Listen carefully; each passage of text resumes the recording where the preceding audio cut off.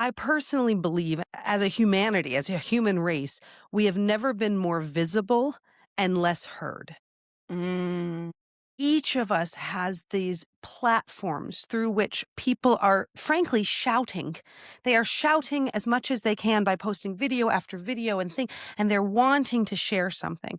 And I want to bring up the importance of conversations like these. And I want to just say something really head on. I was chatting with a friend last night, and we were chatting about this forum, Resiliency, the podcast, and we were talking about viewership or, impressions, number of listeners, those types of things.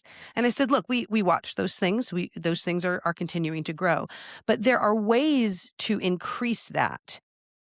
But is it what you want? Is it the story? And this is where I say we must protect these safe spaces, the space that is Resiliency, the podcast, the space that is the life we were given, the space that is these places for story, for your sisters, for your family to share, because it is in these rooms that power is happening. And the world would like us to believe that, oh, well, if you don't have 1 million followers, it's not of value.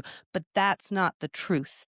I mean, you hit it head on for me. That's my thing. Like, I look at the numbers of my podcast of, I get an email every week of how many people have viewed it this week, but I don't want to focus on that because I'm like you. These conversations are crucial, no matter the views, no matter how many people liked my podcast post on Instagram.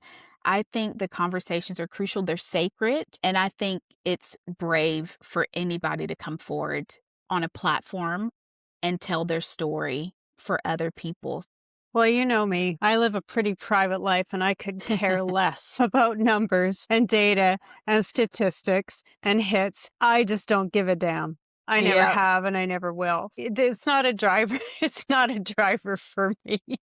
There is a real insistence that we live a public life, that people know everything about you before they engage with you or for, in the work that I do. I want to know who you are before we start to work together. But I think what happens is you take away the mystery of who the other person is. And so the more you know about someone before you ever meet them, the less curious you are to engage with them when you're actually standing face to face with them, because you think you know everything that there is to know about them and you're living your life vicariously through them. And I think that takes away a bit of an element of mystery of engaging with the person who's there across the table from you. I mean, we're humans. We're hardwired to be social and to work together and to want to be together. But it doesn't mean that you need to share all of the things that you're doing with your life or that you need all of these numbers to make you, here's the word, relevant.